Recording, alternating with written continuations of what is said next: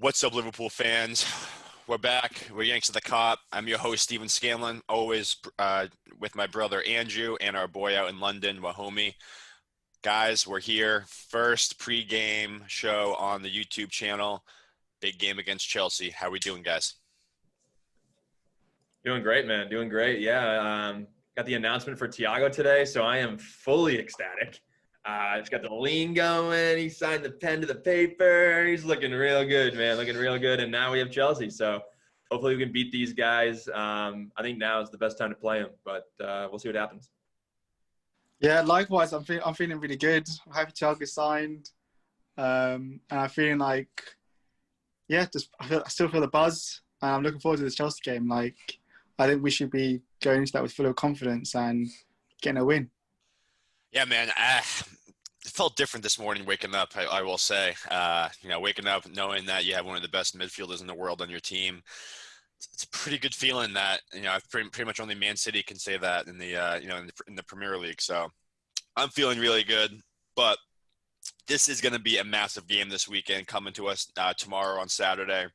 Massive game against Chelsea, especially because of Lampard's comments and just all the transfer stuff that they've done. But let's get right into it. What are some of the things that you guys are keeping your eye out for in tomorrow's game? Because I know I have a list here of a number of things I'm keeping an eye on. But, homie, why don't you start us off? What are some of the things that you're keeping an eye out for tomorrow? Defense. I want to improve performance in defense.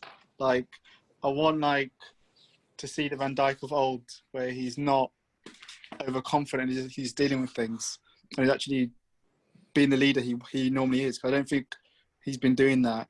And then also for me, with Chelsea missing Pulisic and Ziyech, I was actually thinking we'd have to play Gomez, but because they're missing, I'd play Matip and I'd put Gomez on the bench, because I know Werner's fast, but I feel that we would have adequate enough to deal with him.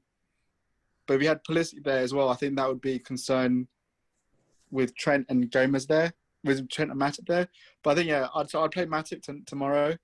And then I think for me, I'm just looking for, cohesion midfield as well. I want midfield to actually be pressing and actually, how we were before, pressing like crazy, covering ground, providing cover for the fullbacks. I don't think that happened against Leeds. So I want to see, especially from Junior, I want renewed focus from him, because he didn't focus against Leeds. So I want to see the old Junior of old, where they now start showing the focus, start dominating. And then obviously, I want to see more from Mane.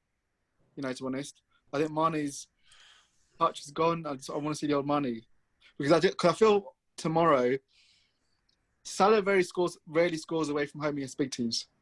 In fact, he didn't score one goal against the big teams last year. So I feel for me, if we're expecting Salah to go in tomorrow and score, unless he's back to 17-18 form, where he was scoring against everyone, home away, he hasn't done that recently. So I think probably tomorrow is, the day we'll see Bobby get his annual away goal. I hope so, man. I hope so. But no, you touched on a couple of things I'm keeping an eye out for too, and that's the midfield and who's going to partner Van Dijk. So, Andrew, what are your thoughts on that? No, I kind of saw you shaking your head a little bit when Wahomie thought Matip should start. The focus for me, at least from Liverpool's point of view, is definitely going to be the midfield for me. But I'll start with the defense first. I'm actually going to disagree with Wahomie. I think that, especially with the presence of Timo Werner, I think that we need Gomez's pace in the center of the park, or in the center of the back.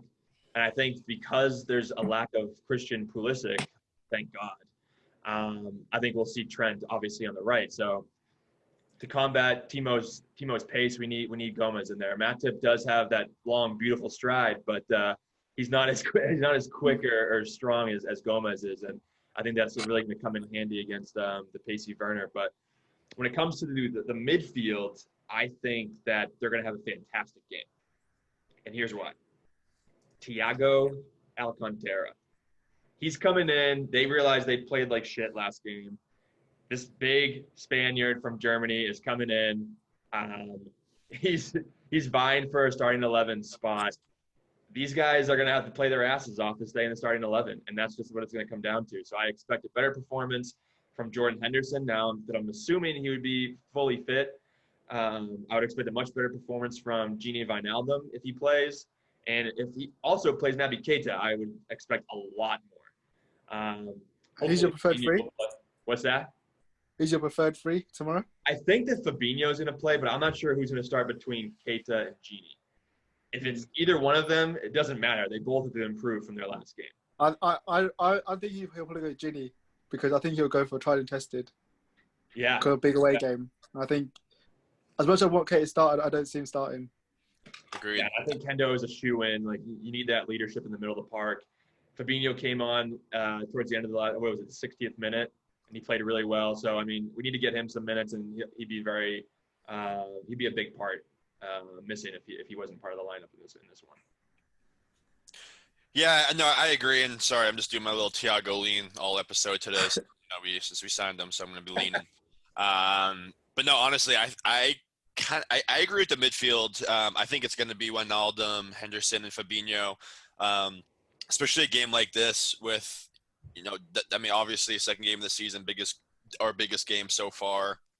And having, 2 games coming up against Lincoln as well as Arsenal, he's going to want to have the guys in there that he can rely on. And I think Wijnaldum, Henderson, and Fabinho are the guys that he can rely on. It's going to be interesting to see what happens when Thiago comes in. But, Andrew, I think you're absolutely right when it comes to – I fully expect not even just the midfield, our entire team to play like we know that they can play as because, all these guys are really close and, the morale on our team, I think, is going to be really high. But signing a world-class player like Thiago lights a fire under everybody's ass because they're kind of just like, oh, shit, like one of the best midfielders in the world. I got to be on my game 24/7. So They're going to want to send a message to Klopp saying, I'm not going to be the guy that you drop. So totally right there with you. And if the midfield does not have a good game, it's going to be a very, very big problem and a big talking point next week. Yeah, I'm curious how like training sessions went this week. Like, I would assume that Keita and Wijnaldum were just going at it. Like, they were going at 110%. Because you know it's their position that's up for grabs. Yeah, you would think, right? And then you think about, Robertson's interview yesterday that he had, just fucking smirking the entire time. That little devil, I love him. When he was talking about Thiago, it was really funny. But and Klopp yesterday. Klopp yesterday. Yeah, it's so funny. But I think, I've been going back and forth on, if Matip or Gomez should start. And, I almost feel like it should be Matip. I like Gomez's pace, especially going against Timo Werner. But Matip's positioning and his discipline is so much better than Gomez is. And I think that we can't be caught out of position against these guys because – Van Dijk's pacey enough to be able to cover Matip and stuff in case he does get burned. But I think it's going to come down to more being in the right position at the right time against these guys. And when you even watch the Chelsea game against Brighton, a couple of their goals were because they were Johnny on the spot, being in the right place to cause a turnover or something like that. And we can't have that. We need to make sure that our back line stays together, stays in sync. And I think that Matip's communication is a little bit better for that. I think just Gomez is off form as well. So yeah, if this was Gomez last year, he was ridiculous. I think we only conceded 8 goals in like 24 games that he played in. If that was the Gomez last year, I'd be full 100% play Gomez. But Gomez now, since lockdown, this is a different Gomez. This is the Gomez that first joined us when he joined from Charlton. This sloppy, making mistakes, and I don't think we can have that against Chelsea. They can't. Yeah, but Chelsea will have watched the Leeds game. And what did the Leeds do? They played the ball over the top on their left side, and they attacked Trent, and they attacked Gomez. But it wasn't for a lack of pace. So I think that Chelsea's going to see that. They're going to see that we are disorganized. I think that we're going to need pace. I wouldn't want to put in a new center back who hasn't played in, 6 months? Like, when was the last time Matip played with Van Dijk? It's been a while. Yeah. So, I mean, I want a partnership in there for especially this big game and definitely against Arsenal as well. But do I think Matip's a better defender?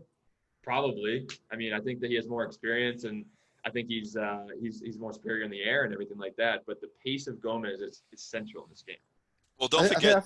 Well, don't. The one thing I just want to add is don't forget that last year, Matip started the first game, and then he's right after one game he switched to Gomez. So I wouldn't don't put it past Klopp to make that move. Sure. But go ahead, Wahome. I was just going to say that there is that stat that says that Liverpool's win percentage is higher with Gomez than it is with Matip. Right. We win more and concede less with Gomez than when Matic starts. We actually draw more games with Matic. Interesting. Well, it's something to keep an eye on. His heroic runs to the midfield, though, when he has the ball. He dribbles through like 6 guys. You're like, what is going on right now?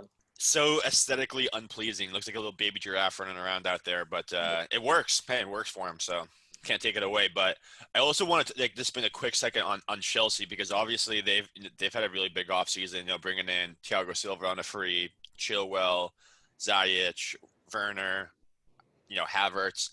But it seems like we're only going to be looking at potentially Werner and Havertz for this game. There's no Christian Pulisic, which is going to be huge for us and huge for Trent Alexander-Arnold. No Ziyech. I don't think Thiago is going to be playing. Thiago Silva. I think he had his first practice yesterday. And then isn't Chilwell still up in the air as well? Yeah. So again, like you said, Andrew, really good time to play Chelsea. But when you guys think about Chelsea and what they bring to the table, what are some of the things that you're keeping your eye on outside of Timo Werner and Havertz? Well, I was sorry. In terms of Havertz, he had a horrible game against Brighton. And yeah, I know it was his first game.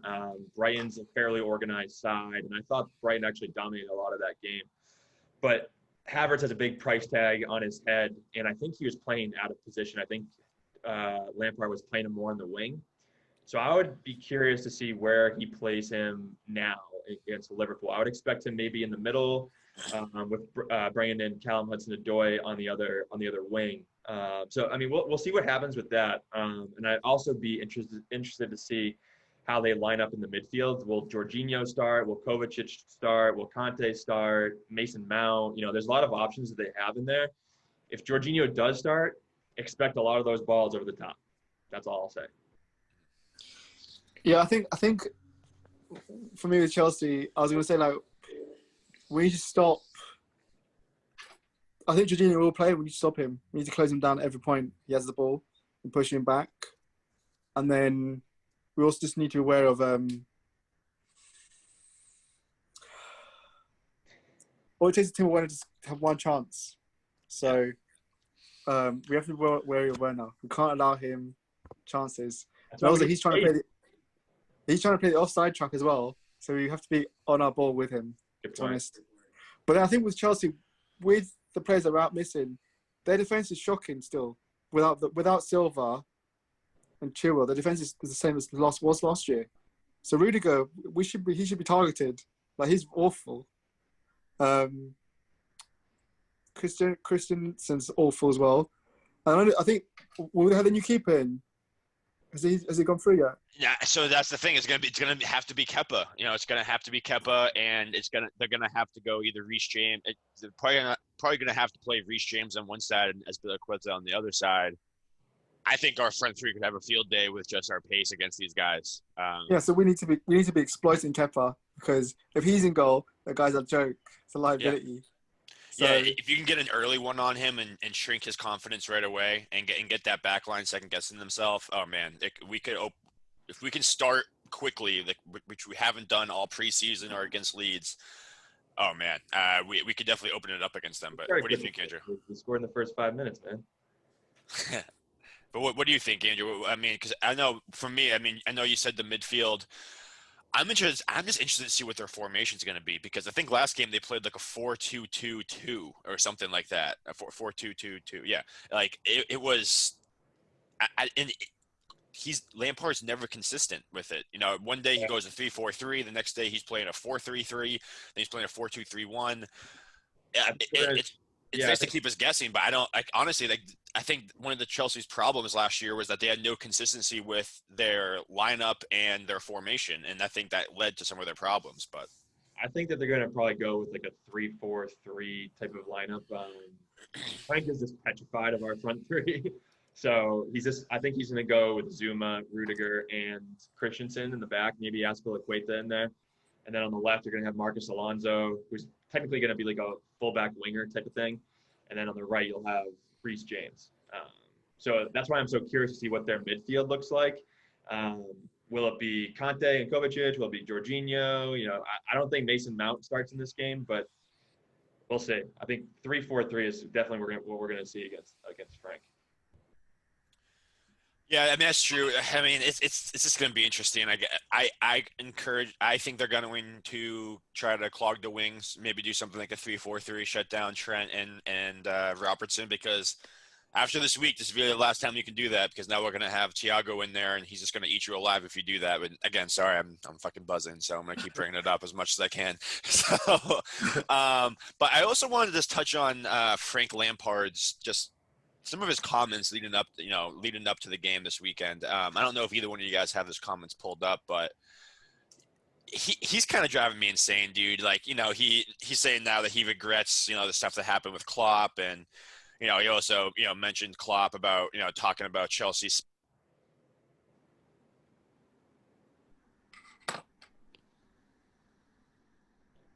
And I think we lost his TV. Yeah.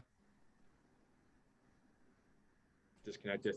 But I'll go real quick. Sorry about that, fellas. Yeah, I think that it's definitely been interesting. Klopp came out yesterday and he said, someone asked him, what do you think about the rivalry with Frank? Like, a lot of people are excited about it because it's Chelsea against Liverpool again, and he's just like, what rivalry are you guys talking about? There's literally nothing going on between Frank Lampard and I. I think he's a great manager. I don't know much about him off the pitch. We're not very friendly. Like, we don't know each other at all.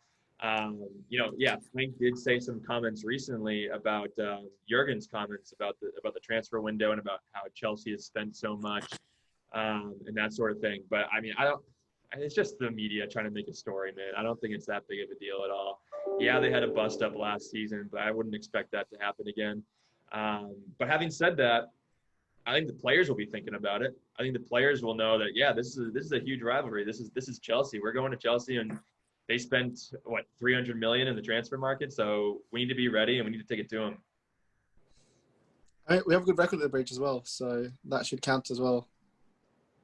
Yeah, I mean, for me, I just think this game is, for us, it's as much as a must-win second game of the season that you can have, if that makes any sense. I mean, like, I'm not, like, if we lose, it's not the end of the world or anything like that. But especially knowing that next week we're gonna be lined up with Thiago and our team's gonna be playing a lot different. If you can get through this game with some points, that's unbelievable. And just knowing that Chelsea's going to have Thiago Silva, Chilwell, Ziyech, all these other guys coming back from injury, we have to take advantage of this opportunity that we have.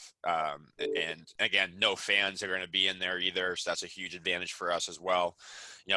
We got to come away with some points somehow against these guys. But well, homie, I know Andrew and I kind of talked about what we think is how we're going to line up in the midfield. But I think we both said Wijnaldum, Henderson, Fabinho. Is that what you think as well? Yeah, I think that I'd be surprised if he played Keita. I don't see it. I just think he'll go for his tried and tested for a big away game, especially because of the defensive issues last time. I think he'll go for that midfield because he'll know we're giving the solidness. And then if he needs to bring Keita on, then he can bring him on in the second half. But I don't see him starting. And then I think the rest of the team picks itself then, the usual. Yeah. Because the way I see it, like, one of the things I have highlighted here in my list too is Salah and Mane against the outside backs of Chelsea, because whether it's Reece James or Azpilicueta on the right side for them, there's no reason why Mane should not go out and have almost a man of the match type of performance. It's going to be hard for either one of those guys to keep up with his pace, and I really want to see him figure out his first touch and get that field back, because he has not had it all preseason. But I think and obviously the performance Salah's coming off of, it's still kind of a question mark who's going to be playing left back for Chelsea. I wouldn't be surprised if it is moved Azpilicueta to the left, but he has to take advantage of his pace against these guys. We're way too fast in the wings, and he can create a lot of opportunities for us. So I highly expect us to be playing through those out wide channels a lot. It's tough though. It must be so tough to beat Klopp in this situation, because if Frank comes out with a 3-4-3, he's clearly trying to clog the wide section of the field. So if that's the case, we're obviously going to play more narrow. If that's the case, we're going to want Naby Keita in the center of the park, just because he can dribble past one guy or two guys and then pass it back out wide or feed it into the front three. So I'm very, very interested to see what Frank Lampard has in store for us. And I just hope our wingbacks can make the most of it. We need a big performance from Trent then. He needs to shrug off his lack of fitness and be on ball. Yeah, I mean, honestly, James scored a pretty nice goal last weekend, so I heard a lot of Trent come outside. So yeah, I think he's due. Exactly. He was told to come outside, so he needs to come outside. And but honestly, well, homie, that's actually something that we haven't even really talked about is Henderson as well. They're still getting their way back into fitness. So especially Trent, we're gonna need him to be on his game tomorrow. So it's gonna be really interesting to see how fit he is, because if it's anything like it was against Leeds, it's not gonna be good enough. Straight up, not gonna be good enough, and we need him to be on his A game, whipping in those crosses and being dangerous, because if they do go narrow, if they go with that 3-4-3, like we're gonna have to either try to go through there, or Trent's gonna have to be a god. So, I think also man marking against us too. So I'm curious if more teams are gonna start to utilize that type of approach, just man marking our outside wingbacks. Like, what do you think, Mohamed? I think so. I think obviously that's the game plan for a lot of teams, to stop our fullbacks. I mean, obviously we saw that towards the end of last year. And obviously that's why Mr. Thiago is going to help with that. But I think that's what Chelsea will set up to do: stop the fullbacks, and then try and make it as narrow as possible and cut off the supply to Salah and Mane. But I was just thinking to last year. I think last year we scored from a free kick for Trent's goal. Yep. And then we scored from a corner. Yep. So I think because Chelsea had the same defence as last season, we should be looking to capitalise on corners and set pieces, because Kepa's poor at crossing and come for the ball, and the rest of the defence, Chelsea defence, they're poor defensively at corners. So we should be looking to capitalise that again, because of Thiago Silva's not going to be there. I mean, 2 points there. Kepa's just poor in general, number one. And he's also the most expensive goalie of all time as well. Just wanted to throw in that nugget because he's absolutely trash. But anyway, score prediction, fellas. What do you guys think? I know what I'm hoping for, but what I'm hoping for and what I think is going to happen is two different things. So, Andrew, why don't you kick us off with score prediction? I'm going 2-0. I think Wahomie's right. I think the defense will be a huge factor in this game. And I think that we're going to come back with a clean sheet. I think that we're going to get goals. Let's see. I think that I think Mo gets another goal, and I think Mane gets a goal. Homie? I'm going for... Give me something good, man. I'm going for 2-1. 2-1 for us. I do think Chelsea will score, because I think, purely because of the fitness of Trent and Henderson, I don't think they are at full... Even if they're fit, they're not at full form yet. So I think they will score. Whether that's through Werner or Hudson-Odoi, they will score. And I can't remember the last time we had a proper clean sheet anyhow, so that's why I'm doubtful. Right. Yeah, I don't know the last time we had a clean sheet either. Jeez. So that's why I'm not confident of clean sheet. And then I also think I think Firmino will score, and I have a feeling Mane will score. I don't think Salah will score away from home. I like that. I also think Mane is going to score. I'm feeling a little bit more ambitious. I was going to say we're going to blow them out. I still think we're going to win pretty comfortably, actually. I'm going to say, this is bold, 4-1 Liverpool. I honestly, man, I think Thiago signing is going to light a fire under our asses. And I'm just expecting us to be playing when we won the Champions League, just unbeatable, flawless every part of the pitch. I do think they're going to get one goal, whether it's because we're out of position or, on a transition, something like that. But it's going to be pedal to the metal, heavy metal, rock and roll football that Klopp likes to play. Love it. And I really fucking hope I'm not wrong. But, yeah, I think Mane's going to get a couple. I do think we're going to get one off a set piece, whether it's Gomez, Matip, Van Dijk, one of those three. And then, you know what? Bobby Firmino. He's going to get one as well. I hope so. You guys always say Bobby. Every time. How can you not? He's beautiful. He's got a nice set of chompers. He's due. He's missed away guy. He's missed away. Yeah. He's missed away goal. In the big games last year, away from home, he's the man that popped up with the goals.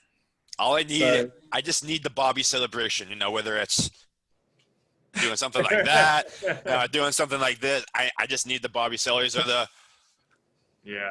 That was one of my favorites. Oh man, I wish he took his Good. shirt off though. I mean, he's a beautiful man. But yeah, it's gonna be an interesting game tomorrow. See how that shakes out. We do have a couple other notes here that just kind of like more breaking news here. Thiago officially announced today, got into pictures. Cannot wait to watch that LFC TV interview when that's released. But when do you guys expect to see him? Do you think he's going to get some minutes against Lincoln City, or you think it'll be Arsenal? No, he's not gonna. I don't think he's gonna get any minutes from Lincoln City. Why would you put him in a game like that? Where are they League One, homie? It's like just play the young guy. Well, Paul Joyce is saying that he'd like you to feature some minutes, purely because it is, although Thiago's world class, it is rare for Klopp just to throw someone straight away into the team. He normally likes to bed them in. So I think he will get some minutes against Lincoln, just for him just to get used to playing. He's only going to get maybe, yes, he'll get like a week and a half of training. Yes, I think he'll feature some bit in Lincoln game. Not a lot, but he'll feature.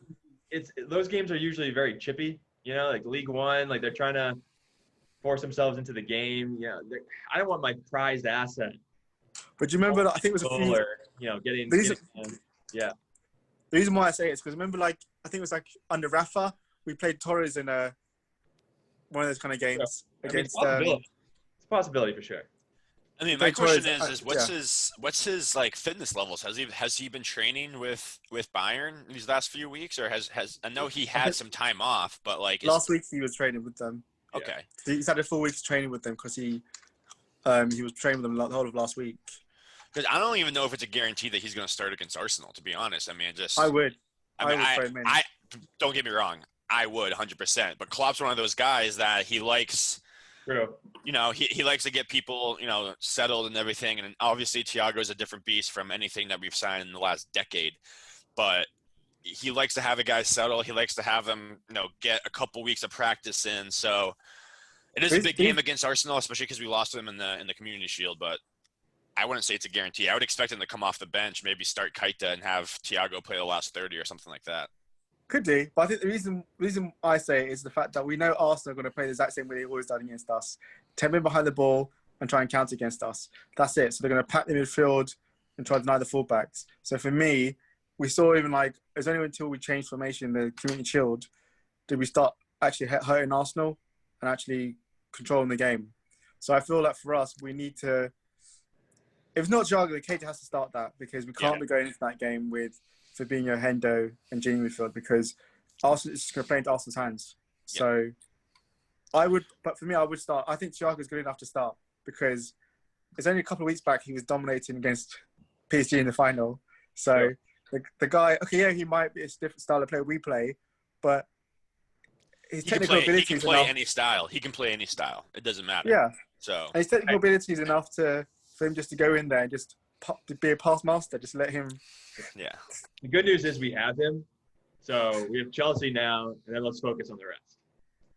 Literally, this was me yesterday. Those little Kermit the Frog memes. I looked at my phone and I was just like, yes, let me just hug this phone. When I woke up, when I saw that Thiago was in, it was unbelievable. But breaking news transfer that just went through this morning as well.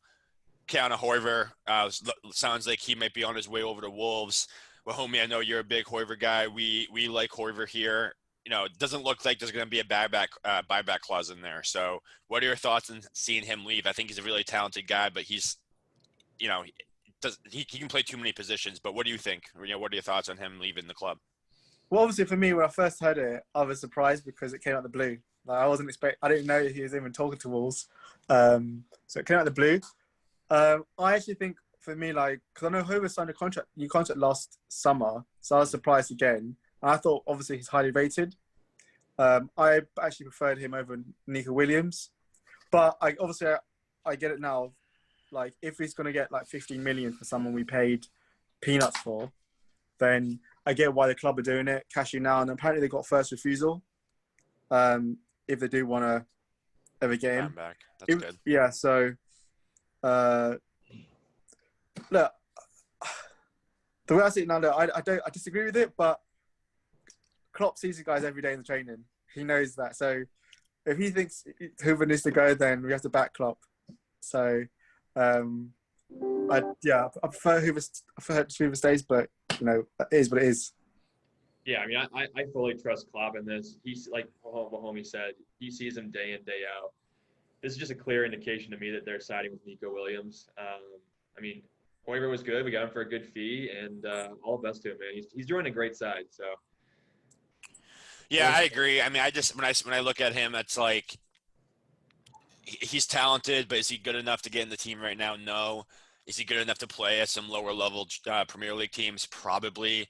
He's at the point now where he needs some minutes on the first team. He's too good to be playing in the U23s all the time. So I think it's a good move for him. And if we do end up getting that first refusal, I think that's huge for us. But even going even farther, with Wolves, now we're being linked to Jota from them as well as Sarr. I like the idea of Sarr and Jota. I really like Jota because he's a little bit more position flexibility. He can play up top or on the wings. What do you guys think? Do you have a preference on either one of these guys? And how do you think they'd fit into our squad? I think this is kind of like a Jamal Lewis, Costa Simicas situation. I think that clearly we wanted Sarr, but the asking price by Watford might be a little too high. So Jota's the backup plan. And for me, it's a pretty damn good backup plan. I mean, I'm thinking back on last season when he dribbled through Tottenham Hotspur's entire team and ended up beating them 3-1. So this guy can play footy, and he can put the ball in the back of the net. He has great pace.